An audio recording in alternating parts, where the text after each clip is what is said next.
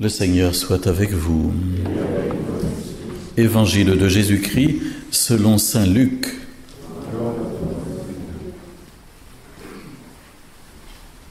En ce temps-là, Jésus prit avec lui Pierre, Jean et Jacques, et il gravit la montagne pour prier. Vous avez le texte de l'Évangile sur vos petites feuilles que vous pouvez suivre. Pendant qu'il priait, l'aspect de son visage devint autre, et son vêtement d'une blancheur éblouissante. Voici que deux hommes s'entretenaient avec lui, c'étaient Moïse et Élie, apparus dans la gloire. Il partait de son départ, qui allait s'accomplir à Jérusalem. Pierre et ses compagnons étaient accablés de sommeil, mais restant éveillés, ils virent la gloire de Jésus et les deux hommes à ses côtés. Ces derniers s'éloignaient de lui quand Pierre dit à Jésus : « Maître, il est si bon que nous soyons ici. Faisons 3 tentes, une pour toi, une pour Moïse, une pour Élie. » Il ne savait pas ce qu'il disait.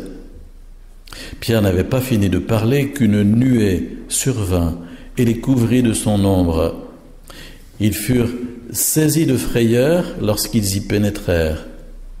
Et de la nuée, une voix se fit entendre : « Celui-ci est mon fils, celui que j'ai choisi.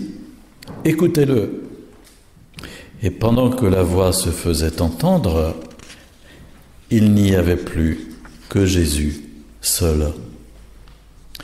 Les disciples gardèrent le silence, et en ces jours-là, ils ne rapportèrent à personne rien de ce qu'ils avaient vu. Acclamons la parole de Dieu. Louange à toi, Seigneur Jésus. Est-ce qu'il y en a beaucoup parmi vous qui ont fait de la montagne déjà ? Non ? Un peu quand même ? Ça peut arriver. Il m'est arrivé une fois de partir en montagne, ça m'a fait rappeler cet épisode, assez haut et sans un équipement très développé, comme ça arrive à tout le monde. Et brusquement, il y a des nuages qui sont arrivés, qui ont monté, et on se trouvait vraiment pris dans le brouillard, dans ce qu'on vient de nous dire, une nuée. Et on sentait que l'orage approchait, et il y avait des éclairs, et il y avait des roulements de tonnerre, et la température a baissé de 10 degrés d'un coup, et on était en petit short, et on était à quelques-uns, on a vraiment eu peur. Et peut-être que les disciples qui sont allés sur la montagne avec Jésus ont fait une expérience aussi qui les a surpris, et à un moment ils ont pu avoir peur de ce qui se passait. Mais pourtant, en voyant Jésus rempli de lumière, transformé, transfiguré, quelle a été la réaction de Pierre ? Est-ce que vous vous souvenez qu'est-ce que Pierre il a dit ? Rappelez-vous. Monter 3 tentes. Ouais. Oui ? Vas-y. Mais il est bon que nous soyons ici. Voilà. Donc tu as trouvé la phrase dans le texte, c'est bien ça. Pierre a eu la réaction de dire « Oh mais qu'est-ce qu'on est bien ! Oh mais on resterait bien là tout le temps. » Vous savez. Quelquefois, il y en a comme ça qui font de la décompensation dans la vie spirituelle.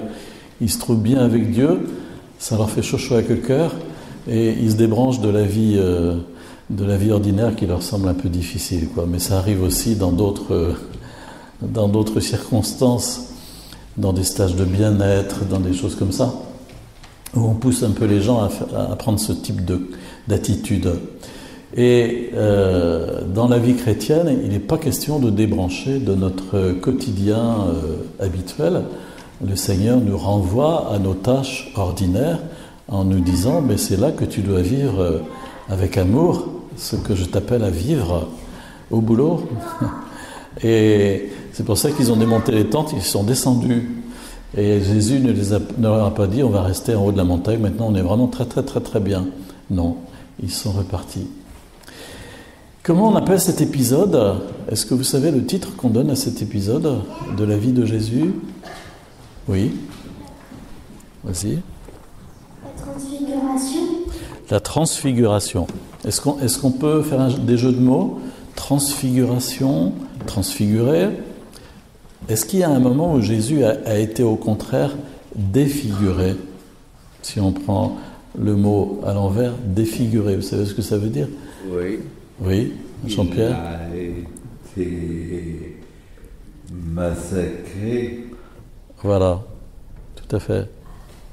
Lors de la Passion. Et il a été défiguré. Il était couronné d'épines, il a été flagellé et il a porté la croix. Et le prophète Isaïe avait dit il n'avait plus apparence humaine. Il avait prophétisé à l'avance. Et là, Jésus est défiguré. Et c'est vers cet épisode qu'il est en train de marcher en se rendant à Jérusalem. Mais sur le chemin, pour fortifier les 3 disciples qu'il avait pris avec lui, quels étaient les noms des 3 disciples? Qui sait ça? Paul, Pierre. Non, pas Paul. Non, Paul, il n'était pas encore là. Il y avait... Oui? Vous passez le micro? Pierre, Jacques et Jean. Ah bah oui, tu lis dans le... Pierre, Jacques et Jean, oui. Jacques et Jean, c'était 2 frères, puis Pierre. Et j'ai perdu le fil de ce que je racontais, mais c'est pas grave. Et voilà que Jésus... leur donne cette expérience parce que dans quelques mois, même pas dans quelques semaines, il va être défiguré. Et alors il se montre transfiguré pour montrer que oui, il est bien le Fils de Dieu fait homme et que s'il marche vers la passion et vers la mort, cependant c'est vraiment en tant que Fils de Dieu fait homme. Et il ne va pas quitter sa divinité ou il ne va pas se séparer en deux. Non, il va assumer tout cela en tant que Dieu fait homme. Et il les fortifie en leur donnant cette lumière, cet épisode, la transfiguration. Est-ce que quelqu'un sait la date de la fête liturgique de la transfiguration que l'Église célèbre tous les ans? C'est pendant les grandes vacances. C'est le 6 août, une semaine, 9 jours avant l'Assomption de la Vierge Marie, on fête la transfiguration de Jésus. Voilà. Nous sommes invités à travers cet épisode qui nous est offert pendant le temps du carême. C'est le 2e dimanche de carême aujourd'hui. On lit la transfiguration chaque année à ce moment-là. Nous sommes invités à contempler le but vers lequel nous marchons à travers le temps du carême. Ce but, c'est la résurrection. C'est la veillée pascale et la résurrection de Jésus que nous allons célébrer bientôt à Pâques. Et la veillée pascale, nous renouvellerons les engagements de notre baptême. Et c'est pour ça que ça nous est offert sur le chemin qui nous mène à Pâques comme un point de ressourcement pour continuer notre route. Est-ce que vous avez choisi pour votre carême, on va terminer avec ça, est-ce que vous avez choisi pour votre carême quelque chose à vivre qui se trouve entre Dieu et vous? Personne n'est au courant, personne d'autre. Il n'y a que Dieu qui soit au courant et vous. Est-ce que vous avez choisi quelque chose que vous allez vivre comme vraiment une marche avec Jésus pour aller vers Pâques? C'est ça le temps du carême. Il faut vraiment travailler la prière, le jeûne et l'aumône. La prière, la relation avec Dieu. Le jeûne, c'est-à-dire la relation avec soi-même et la purification, la maîtrise des passions. Et puis l'aumône, le partage avec les autres. Donc je vous laisse avec cette question pour y réfléchir. Il est encore temps, le carême vient de commencer, on est à la 2e semaine. Nous allons maintenant dire notre profession de foi, le je crois en Dieu.